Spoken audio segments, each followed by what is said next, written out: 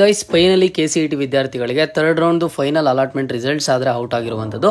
So ನೀವು KE ವೆಬ್ಸೈಟಿಗೆ ಬಂದರೆ ಇಲ್ಲಿ ನೀವು ಅಬ್ಸರ್ವ್ ಮಾಡ್ಬೋದು, ಒಂದು ಲಿಂಕ್ ಆದರೆ ಕೊಟ್ಟಿದ್ದಾರೆ. UGCET 2025 ಮೂರನೇ ಸುತ್ತಿನ ಅಂತಿಮ ಫಲಿತಾಂಶ ಲಿಂಕ್ ಅಂತ ಹೇಳಿ ಜಸ್ಟ್ ಅದರ ಮೇಲೆ ಕ್ಲಿಕ್ ಮಾಡಿ ನಿಮ್ಮ ಒಂದು ಡೀಟೇಲ್ಸನ್ನು ಹಾಕಿ ನಿಮಗೆ ಪ್ರಾವಿಷನಲ್ ಅಲಾಟ್ಮೆಂಟ್ ರಿಸಲ್ಟಲ್ಲಿ ಯಾವ ಒಂದು ಸೀಟ್ ಅಲಾಟ್ಮೆಂಟ್ ಆಗಿತ್ತು 99.9% ಆಫ್ ದಿ ಸ್ಟೂಡೆಂಟ್ಗೆ ಸೇಮ್ ರಿಸಲ್ಟ್ ಆದರೆ ಇರುತ್ತೆ. ಸೊ ಈಗ ರಿಸಲ್ಟ್ ಬಂದಿದ್ದಾದಮೇಲೆ ನೆಕ್ಸ್ಟ್ ಸ್ಟೆಪ್ ಏನಿರುತ್ತೆ ಅಂತ ಅಂದರೆ ನಿಮ್ಗೆ ಇಲ್ಲಿ ನೀವು ಅಬ್ಸರ್ವ್ ಮಾಡ್ಬೋದು UGCET 2025 ಮೂರನೇ ಸುತ್ತಿನ ಪೋಸ್ಟ್ ಫಲಿತಾಂಶ ವೇಳಾಪಟ್ಟಿ ಅಂತ ಕೊಟ್ಟಿದ್ದಾರೆ. ಬಟ್ ಅದು ವೆಬ್ಸೈಟಲ್ಲಿ ಏನೋ ಶೋ ಆಗ್ತಿಲ್ಲ, ಸರ್ವರ್ ಎರರ್ ಅಂತ ಬರ್ತಿದೆ.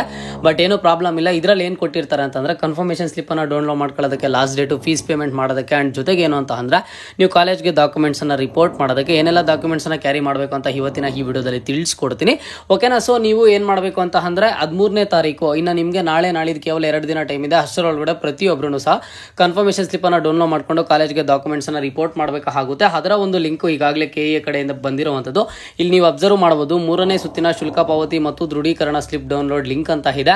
ಇಲ್ಲಿ ಫೀಸ್ ಪೇಮೆಂಟ್ ಅಂತ ಅಂದರೆ ನೋಡಿ, ನೀವೇನಾದರೂ ಈಗ ಸೆಕೆಂಡ್ ರೌಂಡಲ್ಲಿ ಫೀಸನ್ನು ಪೇಮೆಂಟ್ ಮಾಡಿ ಇವಾಗ ಬಂದ್ಬಿಟ್ಟು ಬೇರೆ ಕಾಲೇಜ್ ನಿಮಗೆ ಸಿಕ್ಕಿದೆ, ಫೀಸ್ ಏನಾದರೂ ಸೇಮ್ ಇತ್ತು ಅಂತಂದರೆ ನೀವು ಫೀಸನ್ನು ಪೇ ಮಾಡೋಂಥ ಅವಶ್ಯಕತೆ ಇಲ್ಲ. ಡಿಫ್ರೆನ್ಸ್ ಏನಾದರೂ ಇತ್ತು ಅಂತಂದರೆ ಫೀಸ್ ಅಮೌಂಟನ್ನು ಪೇ ಮಾಡಬೇಕು.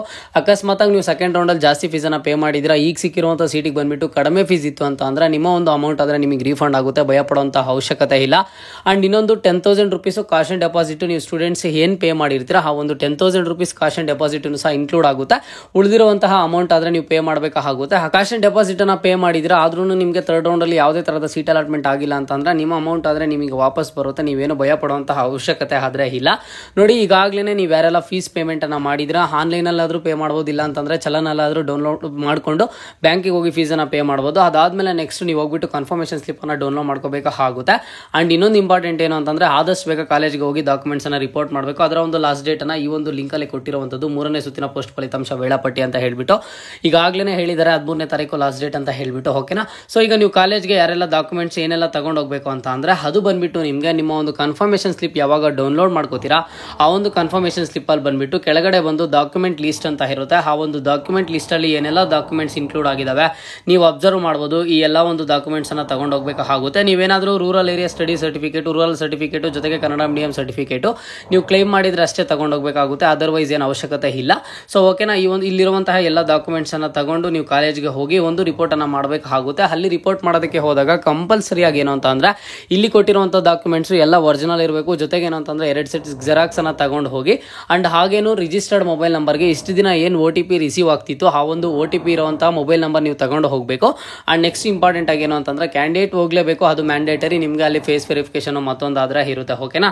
ಸೊ ಫೈನಲಿ KCET ವಿದ್ಯಾರ್ಥಿಗಳಿಗೆ ಇವತ್ತಿಗೆ ಬಂದುಬಿಟ್ಟು third round final allotment results ಬಂದಿದೆ.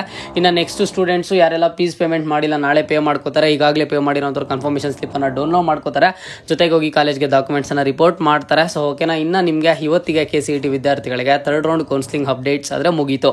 ಆ್ಯಂಡ್ ನೆಕ್ಸ್ಟ್ ಇನ್ನೊಂದು ಇಂಪಾರ್ಟೆಂಟ್ ಆಗಿ ಏನು ಅಂತಂದರೆ ಸಾಕಷ್ಟು ಸ್ಟೂಡೆಂಟ್ಸು ಸೀಟನ್ನು ಕ್ಯಾನ್ಸಲ್ ಮಾಡ್ಕೊಳ್ಳೋದು ಯಾವ ರೀತಿ ಅಂತ ಮತ್ತೆ ಕೇಳ್ತಿದ್ದಾರೆ. ಯಾರು ಸೀಟ್ ಕ್ಯಾನ್ಸಲ್ ಮಾಡ್ಕೊಳ್ಳೋದಕ್ಕೆ ಹೋಗಬೇಡಿ, ತುಂಬ ರಿಸ್ಕ್ ಇರುವಂಥದ್ದು. ಆದಷ್ಟು ಹೋಗಿ ಅಡ್ಮಿಷನ್ಸನ್ನು ತಗೊಳ್ಳಿ, ಫೀಸ್ ಪೇಮೆಂಟ್ ಮಾಡಿ. ಓಕೆನಾ? ಎಲ್ಲರೂ ಫೀಸ್ ಪೇಮೆಂಟ್ ಮಾಡಿ ಅಡ್ಮಿಷನನ್ನು ತಗೊಂಡು ನೆಕ್ಸ್ಟು ನಿಮ್ಮ ಒಂದು ಸ್ಟೆಪ್ ಏನಿದೆ, ಒಂದು ಸ್ಕಾಲರ್ಶಿಪ್ ಅಪ್ಲೈ ಮಾಡೋದಾಗಲಿ, ಹಾಸ್ಟೆಲ್ಸ್ ಅಪ್ಲೈ ಮಾಡೋದಾಗಲಿ, ಅದ್ರ ಬಗ್ಗೆ ನಾನು ನೆಕ್ಸ್ಟ್ ಅಪ್ಕಮಿಂಗ್ ವೀಡಿಯೋಸಲ್ಲಿ ತಿಳಿಸ್ಕೊಡ್ತೀನಿ. ನಿಮಗೆ ಇವತ್ತಿನ ಈ ವಿಡಿಯೋಗೆ ಪ್ರತಿಯೊಬ್ಬರೂ ಸಹ ನಿಮಗೆ ಥರ್ಡ್ ರೌಂಡ್ ಫೈನಲ್ ಅಲಾಟ್ಮೆಂಟ್ ರಿಸಲ್ಟಲ್ಲಿ ಯಾವ ಒಂದು ಕಾಲೇಜ್ ಸಿಕ್ಕಿದೆ ಅಂತ ಹೇಳಿ ಕಮೆಂಟ್ ಬಾಕ್ಸ್ ಮೂಲಕ ಕಮೆಂಟನ್ನು ಮಾಡಿ. ಪ್ರತಿಯೊಂದು ಕಮೆಂಟ್ಗೂ ರೆಸ್ಪಾನ್ಸ್ ಮಾಡ್ತೀನಿ. ಆ್ಯಂಡ್ ಈವನ್ ಸೇಮ್ ಕಾಲೇಜ್ ಸಿಕ್ಕಿದ್ರೆ ಇಲ್ಲೇ ನಿಮ್ಗೆ ಒಂದಿಷ್ಟು ಜನ ಫ್ರೆಂಡ್ಸ್ನು ಸಹ ಆಗುವಂಥ ಪಾಸಿಬಿಲಿಟೀಸ್ ಇದೆ. ಸೊ ಪ್ರತಿಯೊಬ್ಬರು ಕಮೆಂಟ್ ಬಾಕ್ಸ್ ಮೂಲಕ ಕಮೆಂಟನ್ನು ಮಾಡಿ.